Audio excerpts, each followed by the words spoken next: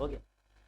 Rahman am civil service में आप सभी का हार्दिक अभिनंदन। मैं अभिराज आप लोग के बीच लेके आ चुके हैं बिहार एसएससी 2023 के लिए महत्वपूर्ण प्रश्न, जिससे कि ये प्रीवियस और इम्पोर्टेंट प्रश्न है। यदि आप सारे चैप्टर कवर कर लेते हैं तो आपका रिजल्ट इस बार हर हाल में आ जाएगा, यानी अब की बार बीपीएससी पार आप लोग के साथ होगा। तो जो भी लोग नहीं परचेज किए होंगे बैच, तो वो कृपया करके बैच परचेज कर ले। और यदि आप लोग कर लिए हैं तो देखने में कंजूसी ना करें। और यदि आप मेरे YouTube चैनल पे देख रहे हैं तो आप वहाँ लाइक शेयर और सब्सक्राइब करना ना भूलें। चलते हैं प्रश्न संख्या पहला की ओर। ये क्वेश्चन देखिए, पूछा गया क्वेश्चन है। यहाँ कह रहा है 5 व्यक्ति ABCDE एक गोल मेज के चारों तरफ बैठे हुए हैं। ये जो प्रश्न है ये सीटिंग अरेंजमेंट का प्रश्न है। सीटिंग अरेंजमेंट आप लोग जानते होंगे, और यदि नहीं जानते होंगे YouTube पे जाके देख लीजिएगा। कह रहा है बैठे हैं बी सी और डी के मध्य में बैठे हैं। बी कहाँ बैठा है? बी बैठा है बी, और डी बैठा है सी और डी के मध्य में। यहाँ देखिए एक गोल मेज के चारों तरफ बैठे हुए हैं। तो सबसे पहला काम एक गोल मेज बना लीजिए, और यहाँ पे आदमी की संख्या क्या है? ABCDE, यानी यहाँ आदमी की संख्या 5 है, तो 5 जगह भी बना लीजिए। और ऐसा नहीं जो जगह बनाते गए बैठाते गए, जितने बच्चे जितने व्यक्ति होंगे पहले उतना कंफर्म कर लीजिए। तो यहाँ पे A से लेकर E तक सिर्फ और सिर्फ 5 व्यक्ति है, तो 5 जगह बना लिए। अब कह रहा है B C और D के मध्य में बैठा हुआ है। B के बारे में चर्चा कर रहा है, B कहाँ बैठा हुआ है? C और D के मध्य में ऐसे भी हो सकता है, या D C और बीच में B ऐसे भी हो सकता है। जरूरी नहीं कि यही हो सके ये भी हो। इसको अभी साइड में लिख के रख लीजिए। फिर कहता है ई सी के बाएं दूसरे स्थान पे। ई कहाँ है? सी के बाएं दूसरे स्थान पे। ये आपका कंफर्म है। ई कहाँ है? सी के बाएं दूसरे स्थान पे। सी को सबसे नीचे बैठाए, बाएं दूसरे स्थान पे कौन है? ई है। ई कहाँ है? सी के बाएं दूसरे स्थान पे बैठा है। तो बताएं कि ए के बाएं तीसरा कौन है? अब ई और सी का जगह जब आपका फिक्स हो गया, तो अब आप जानते हैं सी के लेफ्ट में बी दीजिए, बी के लेफ्ट में डी दीजिए। सी के लेफ्ट में बी तो हो जाएगा, लेकिन बी के लेफ्ट में डी नहीं होगा, यानी ये जो क्रम था ये नहीं बन पाएगा। अब मेरा ये क्रम बनेगा सी बी डी। सी यहाँ है, यहाँ बी दीजिए, यहाँ डी दीजिए, और खाली जगह जो बचा हुआ है तो सिर्फ और सिर्फ एक ही अल्फाबेट बच गया है, और वो है कौन? ए है। अब कहता है कि ए के बाएं तीसरा कौन है? तो अब आप देख रहे हैं ए के बाएं पहला, दूसरा और तीसरा।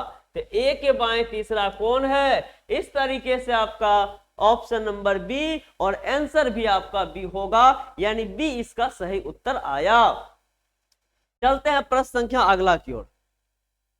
ये प्रश्न जो है, ये प्रश्न देखिए छोटा सा पजल है बिहार एसएससी के लिए, और बिहार एसएससी में 1 से 2 पजल इसी टाइप का जरूर रहेगा। इसमें क्या कह रहा है देखिए, इसमें कह रहा है एक क्रिकेट श्रृंखला में भारत ने ऑस्ट्रेलिया को 2 बार हराया है। अभी वर्तमान में वर्ल्ड कप चल रहा है तो भारत 1 ही बार हराया है, लेकिन ये पहले का क्वेश्चन है। आप लोग ये नहीं बोलेंगे कि सर क्वेश्चन गलत कैसे हो गया। भारत ने ऑस्ट्रेलिया को 2 बार हराया, किसी पिछले मैच की बात कर रहे हैं। यहां सबसे पहले क्या कीजिए, इसको बनाने के लिए यहां देश लिख लीजिए। कौन कौन देश मैच खेल रहा है? तो भारत खेल रहा है, ऑस्ट्रेलिया खेल रहा है, वेस्ट इंडीज खेल रहा है, उसके बाद भारत खेल रहा है, ऑस्ट्रेलिया खेल रहा है, वेस्ट इंडीज खेल रहा है, और न्यूजीलैंड खेल रहा है। न्यूजीलैंड खेल रहा है, यानी कहने का मतलब 4 देश का मैच है। अब यहां देखिए इसमें कैसे बनाना है। इसको बनाने के लिए आपको ध्यान देना पड़ेगा। यहाँ पे ये देश हो गया, और यहाँ पे जीत होगा, और यहाँ बगल में हार होगा। अब देखिए ये पजल है, छोटा सा है लेकिन अच्छा है, क्योंकि बिहार एसएससी वाले जो स्पेशल बच्चे होंगे जो इस बार 12th पास किए होंगे, उनको ऐसा क्वेश्चन भी देख के चक्कर कहीं आ ना जाए, इसलिए थोड़ा धैर्य से देखिएगा। और दिक्कत होगा तो कमेंट करिएगा, तो इसका हम व्यवस्था अलग से कर देंगे, और यदि होगा तो पजल का स्पेशल वीडियो आप लोग के लिए हम दे देंगे। अब यहाँ क्या कह रहा है, भारत ने ऑस्ट्रेलिया को 2 बार हराया। भारत के जीत में 2 मैच है, तो इसका सीधा और सीधा अर्थ है जब भारत जब 2 मैच जीता है तो ऑस्ट्रेलिया जो है 2 मैच हारा होगा, कन्फर्म है, क्योंकि भारत 2 मैच जीता तो ऑस्ट्रेलिया 2 मैच हारा। चलिए अगला कह रहा है वेस्ट इंडीज ने भारत को 2 बार हराया। वेस्ट इंडीज ने भारत को 2 बार हराया, यानी वेस्ट इंडीज के जीत में 2 और भारत के हार में 2। ठीक है, फिर कहता है ऑस्ट्रेलिया ने वेस्ट इंडीज को 2 बार हराया। ऑस्ट्रेलिया ने वेस्ट इंडीज को 2 बार हराया, ऑस्ट्रेलिया के जीत में 2, वेस्ट इंडीज के हार में 2। ठीक है, जबकि भारत ने वेस्ट इंडीज और न्यूजीलैंड को 2-2 बार हराया। भारत जो है वेस्ट इंडीज और न्यूजीलैंड को 2-2 बार हराया, तो 2-2 बार, तो 2-2 बार का मतलब 4 बार हो गया। और किसको किसको हराया? वेस्ट इंडीज को 2 बार हराया और न्यूजीलैंड को 2 बार हराया। ठीक है, तो अब कह रहा है कौन सा देश सबसे ज्यादा संख्या में मैच जीता है। तो यहाँ पे आप देख रहे हैं कि भारत की जीत यहाँ 6 है, जबकि वर्तमान वर्ल्ड कप में भारत की जीत आज अभी के डेट में 8 मैच हो चुका है और सबसे अधिक बार रियल में भारत ही मैच अभी वर्ल्ड कप में जीता है। और संजोग ऐसा है कि आपके क्वेश्चन का आंसर में भी भारत विजयी हो रहा है। तो यदि कोई वर्ल्ड कप को भी लेके चलेगा तो वो हो सके कि उसका सही आंसर भी आ जाएगा। चलते हैं प्रश्न संख्या अगला की ओर। अगला कह रहा, देखिए ये भी सीटिंग अरेंजमेंट का इंपॉर्टेंट प्रश्न उठाया गया है। ये प्रश्न क्या कहता है? ये प्रश्न कहता है 6 मित्र A B C D E और एफ केंद्र को मुंह करके एक वृत्ताकार घेरा बनाकर बैठे हुए हैं। जैसे कहीं पे आप देखे होंगे ताश खेला जाता है, या कहीं लूडो खेला जाता है, या कहीं चेस खेला जाता है, या कहीं कैरम बोर्ड खेला जाता है। तो जो भी व्यक्ति होते हैं, 4 व्यक्ति हो चाहे 6 व्यक्ति हो चाहे 8 व्यक्ति, जो भी रहेंगे सब किधर देखते हैं? वृत्त की तरफ या आयताकार रहते हैं। यानी देखते किधर हैं? तो देखते हैं केंद्र की तरफ, यानी अंदर की तरफ। तो यहाँ कह रहा है केंद्र के मुंह करके वृत्ताकार घेरा बना के बैठे हैं। इसका मतलब है यहाँ पे ये जगह बनाइए और कितने व्यक्ति हैं? 2 4 6। यहाँ पे ध्यान रखिएगा 6 हैं तो 6 जगह फिक्स कर लीजिए, क्योंकि कुछ नए बच्चे होते हैं वो बैठाते जाते हैं, लाइन खींचते जाते हैं और पता चलता है 6 के बदले 16 बैठा दिया है। तो इसलिए ध्यान दीजिएगा, आप लोग में भी कोई यदि पहली बार बनाते होंगे तो ऐसे ही बनाते होंगे। तो यहाँ पे ध्यान रखना है जितने व्यक्ति के बारे में चर्चा करें पहले उतना आप वहां पे जगह बना लेंगे। 6 व्यक्ति है। अब कहता है ई डी के बाईं ओर है। अब ई डी के बाईं ओर है, यहाँ कहता है सी ए और बी के बीच में है, एफ ई और ए के बीच में है। तो यहाँ ध्यान दीजिएगा ये तीनों पॉइंट में, यहाँ ध्यान दीजिएगा ये तीनों पॉइंट में सबसे इंपॉर्टेंट पॉइंट कौन सा है? यहाँ पे सबसे इंपॉर्टेंट पॉइंट पहला है। ऐसा क्यों? क्योंकि सी ए और बी के बीच में है। सी कहाँ है? ए और बी के बीच में है। तो ऐसा भी होगा या ऐसा भी होगा, यहाँ 2 कंडीशन है। फिर एफ ई और ए के बीच में, एफ कहाँ है? ई और ए के बीच में, तो ऐसा भी होगा। तो यहाँ भी 2 कंडीशन होगा। लेकिन ई डी के बाएं है, ई कहाँ है? डी के बाएं है, तो ये सिर्फ और सिर्फ 1 होगा। तो यहाँ पे जो आपका कंफर्म हो उसी के बारे में पहले करेंगे जिसमें संभावना है, क्योंकि यहाँ पे 2 पॉसिबिलिटी है। 2 पॉसिबिलिटी है तो वहां पे आपको दिक्कत होगा या 2 डायग्राम बनाना पड़ेगा। लेकिन इसको पहले बैठाते हैं तो आपको एक ही बार में काम चल जाएगा। तो यहाँ सबसे नीचे हम बैठा दिए डी, डी के बगल में बैठा दिए ई। अब आप देखिए इसमें क्या करना है, डी और ई से रिलेटेड पॉइंट इधर होगा उसको पकड़िए। ये तो खत्म हो गया, डी और ई से तो ना ई से यहाँ ना ई है ना डी है, लेकिन इसमें ई है।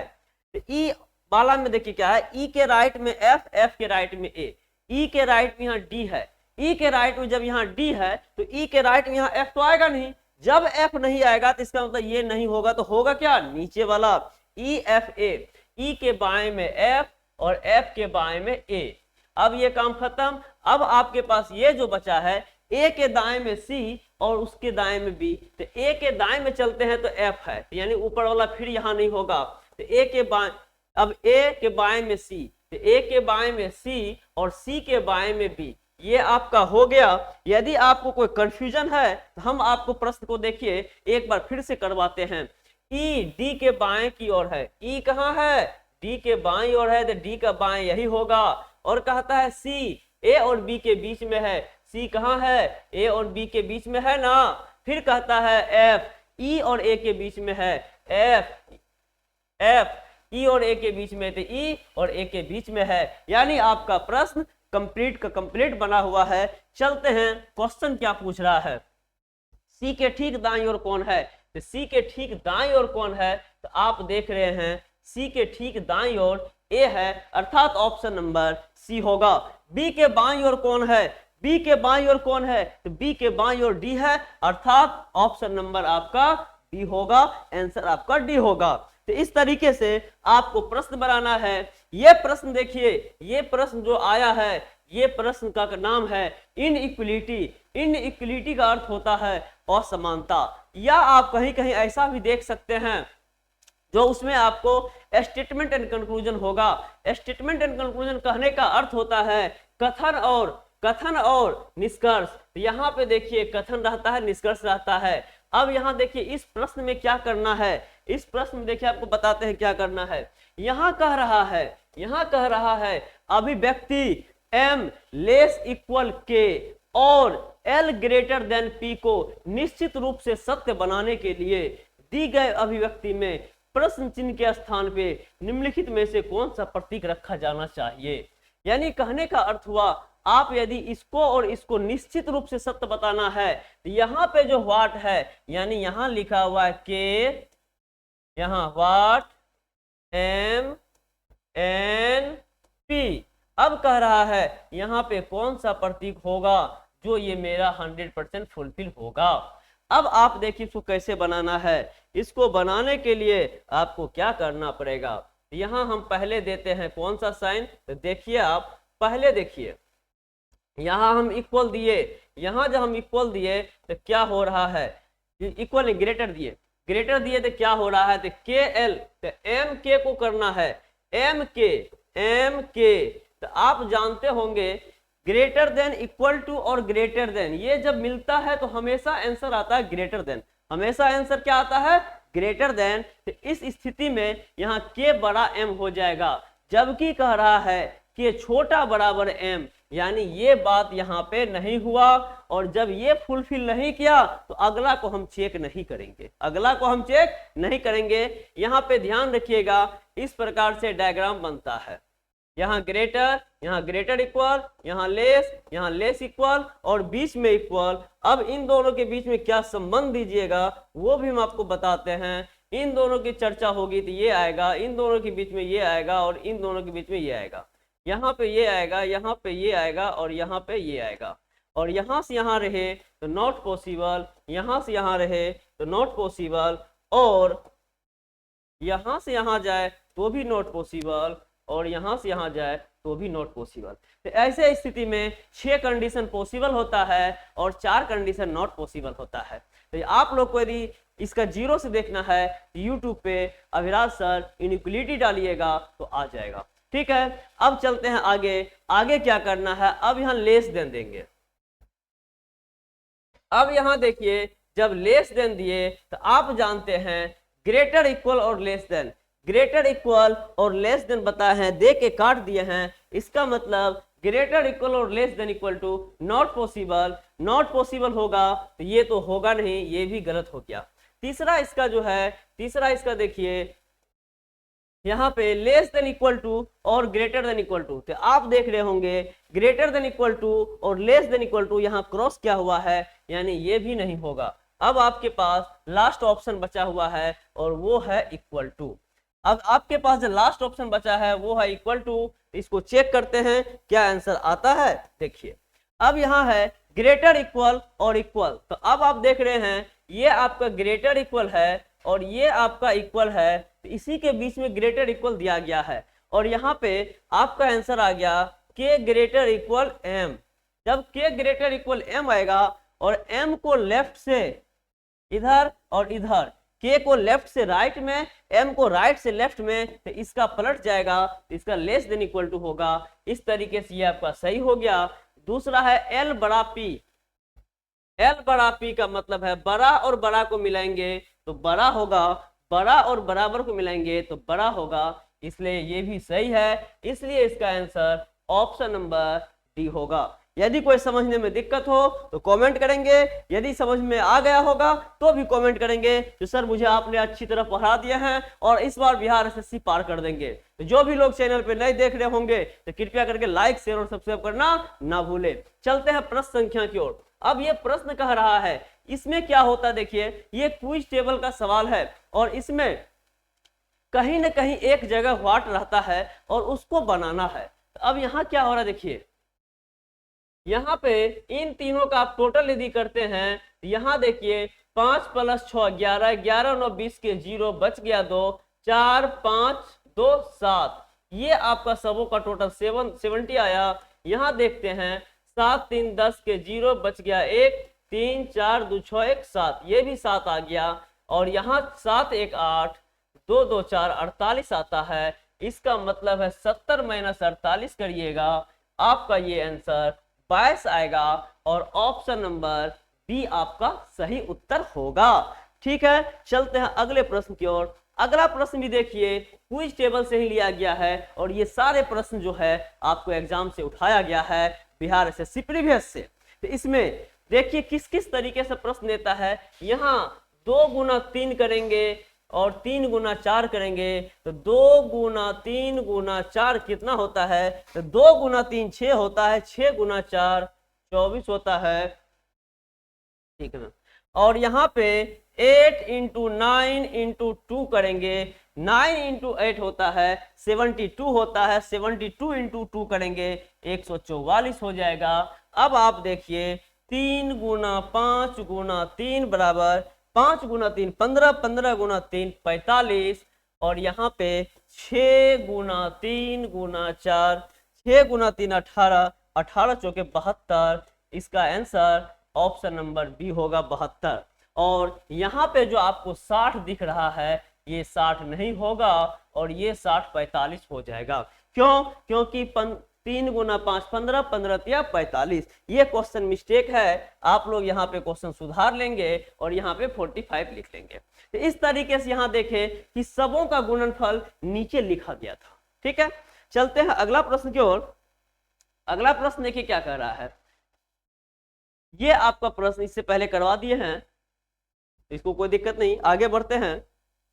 अगला प्रश्न है किसी, ये देखिए रैंकिंग का क्वेश्चन है और बड़ा ही मजेदार क्वेश्चन है। रैंकिंग का क्वेश्चन है, बड़ा ही मजेदार क्वेश्चन है। कह रहा है किसी कक्षा की परीक्षा में उत्तीर्ण विद्यार्थियों के बीच विनय का क्रमांक ऊपर से 13 और नीचे से 20 है। यानी कहने का अर्थ हुआ किसी कक्षा की परीक्षा में उत्तीर्ण विद्यार्थियों के बीच, यानी कहने का तात्पर्य हुआ जब विद्यार्थी कक्षा में एग्जाम दिया और पास कर गया और पास करने के बाद जो उसका नया क्लास में प्रवेश किया और नया क्लास में जब प्रवेश किया और वहां जाके जब उसका रोल नंबर आता है तो यहाँ विनय का क्रमांक ऊपर से 13 और नीचे से 20 नंबर पे आता है। और कौन आता है तो आपको पता होगा, विनय आता है। ठीक है, अब कहता है 7 विद्यार्थी इस परीक्षा में अनुत्तीर्ण हो गए। कुछ ऐसे महान आत्मा थे 7 विद्यार्थी जो क्या कर गए, फेल कर गए। 7 विद्यार्थी फेल कर गए। तो बताएं कि इस परीक्षा में कुल कितने विद्यार्थी थे। तो आप लोग को अच्छी तरह मालूम होगा जो परीक्षा में कुल कितने विद्यार्थी पता करना है तो आप लोग जानते हैं। अब यहाँ देखिए विनय का क्रमांक ऊपर से दिया गया है 13 और नीचे से दिया गया है 20 और इस किसका है, ये पास वाले विद्यार्थी के बीच ऐसा हो रहा है। किसके बीच हो रहा है, पास वाले विद्यार्थी के बीच ऐसा इसका सिचुएशन आया है। यानी विनय का क्रमांक और ऊपर नीचे से दिया गया है। तो हम यहाँ देखिए जब विनय का क्रमांक ऊपर से दे दिया और विनय का क्रमांक नीचे से दे दिया है तो टोटल कितने, तो यहाँ पे देखिए विनय जब ऊपर से 13 नंबर है तो इसके ऊपर 12 बच्चा तो होगा, 12 बच्चा होगा। और विनय जब नीचे से 20 है तो इसके नीचे 19 बच्चा होगा। तो 12 + 19, अब विनैया तो एक गो है तो विनैया को एक वो जोड़ दीजिए। 9 2 11 1 बच गया 1, 1 2 1 3 प्लस विनय 1 बराबर 32। यानी कहने का मतलब हुआ 32 विद्यार्थी एग्जाम में पास कर गए हैं। कितने विद्यार्थी पास किए हैं, 32 विद्यार्थी एग्जाम में पास कर गए हैं, यानी 32 विद्यार्थी जब पास किया है तो ये फेल वाला कितना था, तो ये फेल वाला 7 था।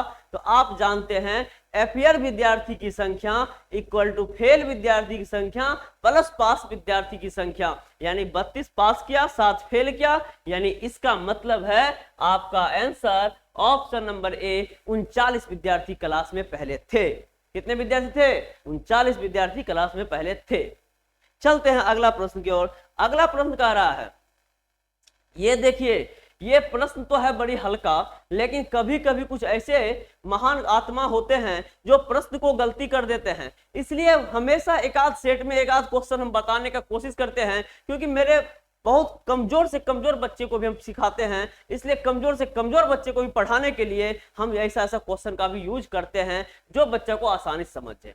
अब यहाँ देखिए, ये कोडिंग डिकोडिंग का दोनों क्वेश्चन है। कह क्या रहा है, यदि आकाश को समुद्र कहा जाए, ये आकाश का कोड कर दिया है समुद्र, यानी कहने का मतलब कहेगा समुद्र की तरफ देखो, तो आपको समझना है कि आकाश की तरफ देखने के लिए कह रहा है, क्योंकि वो कोडिंग कर दिया है। क्या कर दिया है?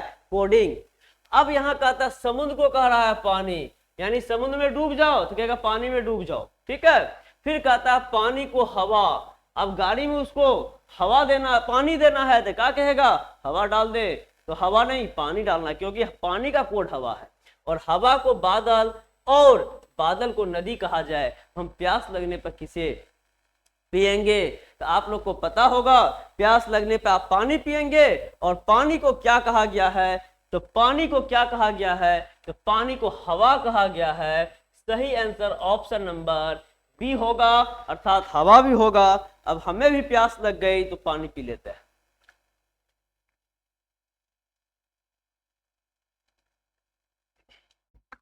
चलिए अगला प्रश्न है। अगला प्रश्न कह रहा है, यदि नीला को हरा कहा जाए। अब यहां कोडिंग में क्या कर दिया, रंग का चेंज किया है। नीला को हरा कहा जाए, नीला को हरा कहा जाए, नीला को हरा कहा जाए, हरा को नारंगी कहा जाए, नारंगी को पीला कहा जाए, और पीला को काला कहा जाए, काला को लाल कहा जाए, लाल को सफेद कहा जाए, तो हल्दी का रंग कैसा होगा? तो आप लोग जानते हैं हल्दी का रंग कैसा होगा।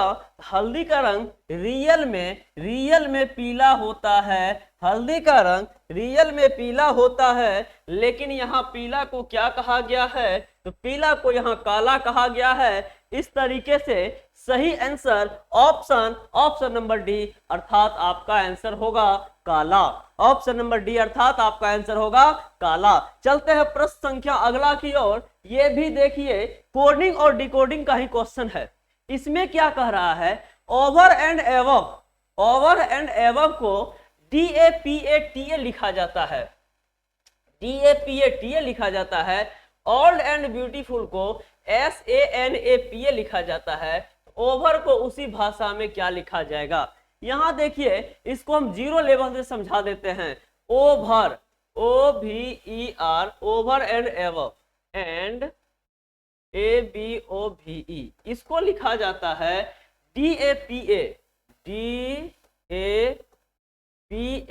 और TA, ये लिखा गया। Old and beautiful, old and BEAUTIFUL, beautiful को लिखा जाता है SANAPA। तो ओवर का क्या होगा? ओवर का कोड क्या होगा? अब एक चीज देखिए, एक चीज ध्यान रखिएगा। देखिए यहाँ पे दो शब्द है, दो शब्द का एक समूह है, जिसमें 3-3 शब्द दिया गया है और 3-3 आपका कोडिंग दिया गया है। तो यहाँ पे प्लेस वाइज कोई लेना देना नहीं होता है। इसका कहीं का कोड कहीं रहता है। फर्स्ट वाले का कोड लास्ट में मिलेगा और लास्ट वाले का कोड फर्स्ट में मिलेगा। यदि आप लोग को इसका पूरा वीडियो चाहिए तो कमेंट करिएगा। अब यहाँ देखिए, ओवर एंड एवब और old एवब and beautiful, over and एवब, old and beautiful. अब यहाँ क्या करिएगा, इन दोनों में कोई कॉमन होगा। कॉमन ये है, एंड का कोड क्या होगा? तो इन दोनों में कॉमन होगा और ये आपका एंड का कोड है, क्योंकि आप देख रहे दोनों शब्द में एंड कॉमन है और इधर PA कॉमन है। वो आपका आंसर हो गया। आंसर में ओवर पूछ रहा है, तो ये एंड का आंसर हो गया PA, लेकिन हमको ओवर का पूछ रहा है।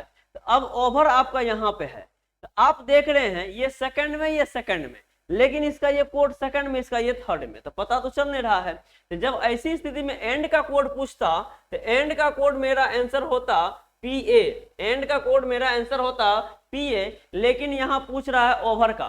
तो अब आप देख रहे हैं कि इसमें ओवर है, इसमें एबव है। इस स्थिति में ओवर का क्लियर नहीं होने के कारण मेरा आंसर हो जाएगा DA या TA, मेरा आंसर हो जाएगा DA या TA, क्योंकि कंफर्मेशन नहीं मिल रही है, इसलिए कोई एक होगा, मुझे पता नहीं है। अब अगला प्रश्न देखिए, अगला प्रश्न क्या कह रहा है,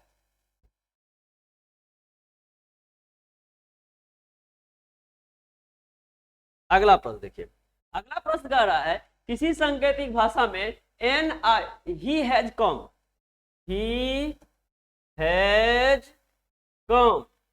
को लिखा जाता है निक मी MA है, निक MADE, और कम हेयर फर्स्ट।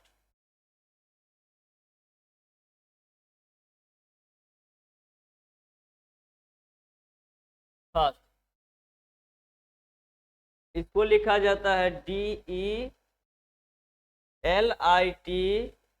और PA, और अगला है he has gone, he has gone, इसका है he has gone MALASE।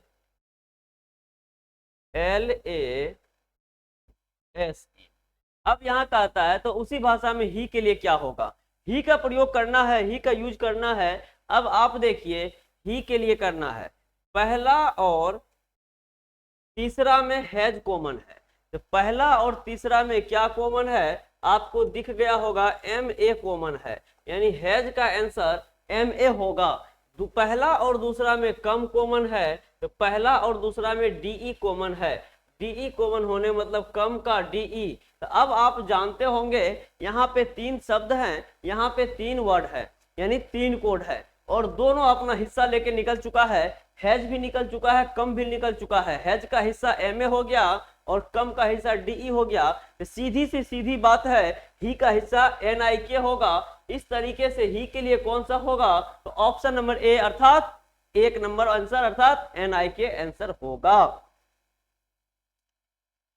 अब यहां देखिए ये भी कोडिंग डिकोडिंग का ही क्वेश्चन है, क्योंकि ये सारे क्वेश्चन 2-2 क्वेश्चन हम उठाए थे। अब यहां देखिए कह रहा है यदि किसी सांकेतिक भाषा में MASTER को इतना लिखा जाता है, तो उसी भाषा में TEARS को कैसे लिखा जाएगा।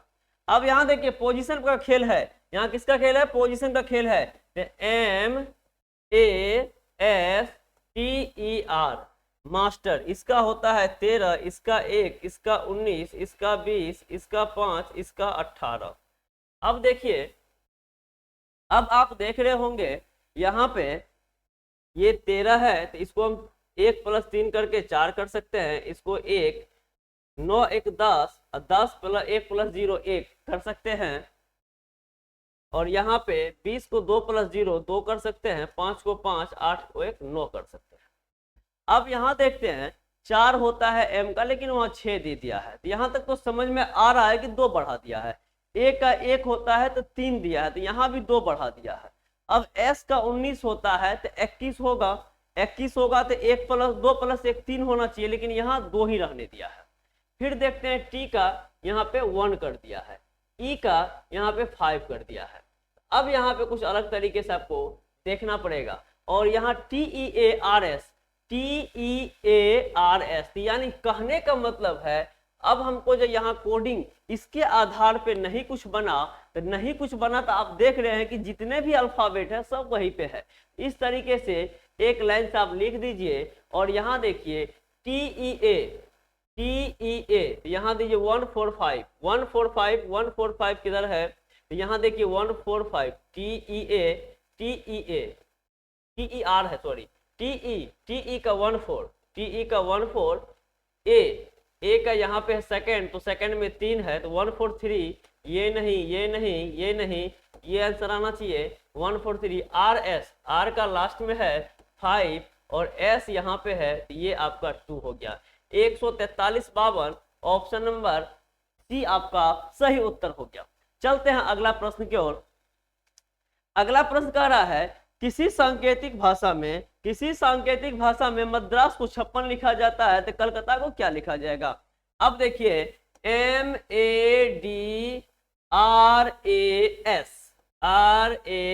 को 56 लिखा गया है। ये 13, ये 1 करिए, ये D का 4, R का 18, A का 1, S का 19, यहाँ पे जोड़िएगा तो अब आप देखेंगे जोड़ पे क्या होता है। 13 1 14, 14 4 18, 18 18 36, 36 और 19 1 20, तो 36 20 56।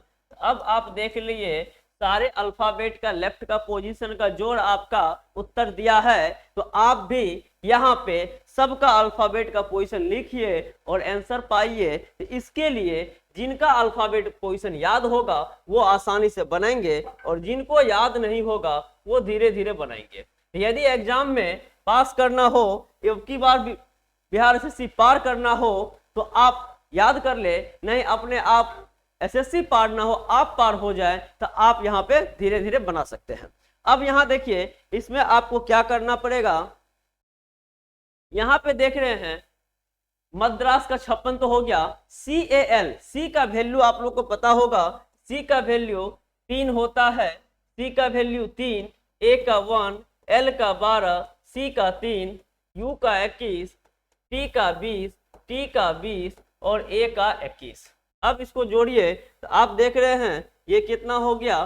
3 + 1 4, 12 4 12 4 16, 16 3 19, 19 1 20, 20 20 40, 40 20 60 और 60 + 21, 60 20 80 और 1 81। आंसर है किधरों, तो आंसर दिख रहा था डी नंबर में, और डी नंबर में जो 81 आंसर है वही आपका आंसर होगा। अगला प्रश्न की ओर बढ़ते हैं। उससे पहले देखिए अंग्रेजी वर्णमाला आ गया है। अंग्रेजी वर्णमाला में कह रहा है, अंग्रेजी वर्णमाला में बाईं ओर से 10वें अक्षर के दाईं ओर 10वां अक्षर क्या होगा। यदि ध्यान रखिएगा, यदि डबल डायरेक्शन का प्रयोग किया जाए, डबल डायरेक्शन का प्रयोग किया जाए, सेम डायरेक्शन रहेगा तो माइनस करिएगा और डिफरेंट डायरेक्शन रहेगा तो प्लस करिएगा। तो यहाँ पे हम यहाँ तक कर चुके हैं और गिनती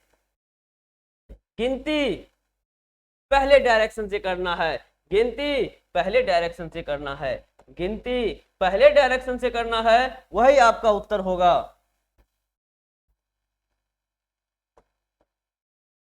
यहां देखिए अब क्या करना है, सब कुछ तो बता दिए। अब यहां देखिए, यहाँ पे बाईं ओर 10 अक्षर के दाईं ओर 10वां अक्षर कौन सा होगा। और एक थोड़ा सा ध्यान रखिएगा, दोनों के बीच में के का प्रयोग होना चाहिए। यदि यहाँ पे से का प्रयोग हो जाता है तो ये नियम काम नहीं करेगा, ये नियम काम नहीं करेगा, तब गलत हो जाएगा बाबू। यदि ऐसा हो जाए और से का भी कंडीशन आ जाए, उसमें थोड़ा सा नुक्सा एगो अप्लाई कर देना। और वो नुक्सा क्या होता है, यदि यहाँ माइनस किया तो यहाँ प्लस कर देना, यदि यहाँ माइनस किया तो यहाँ प्लस, और यदि यहाँ प्लस तो यहाँ माइनस, यदि यहाँ प्लस तो यहाँ माइनस, और सब में एक एक दे देना।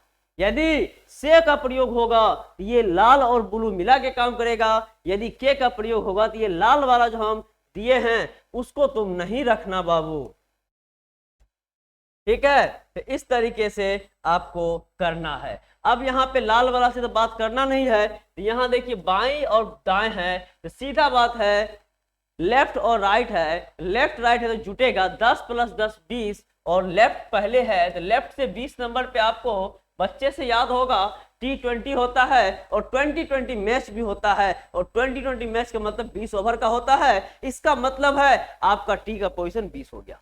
अगला प्रश्न देखिए, ये प्रश्न देखिए, ये प्रश्न कह रहा है यदि किसी सांकेतिक भाषा में POARD को CNB QE लिखा जाता है तो CRIME को क्या लिखा जाएगा। यहां देखिए पोजीशन लिखिएगा, आंसर झलकेगा, इसलिए हम आप लोग को कहेंगे पोजीशन पे फोकस करें। CNB QE। अब देखिए बी में एक जोड़िए C होता है, O में एक घटाइए N होता है, क्योंकि B + AC N plus O, तो नीचे से प्लस करेंगे तब ऊपर जाता है, A plus 1 B Q plus 1 R, तो ये माइनस होगा यहाँ पे ए प्लस 1 ओहो B O A R D और सी एन बी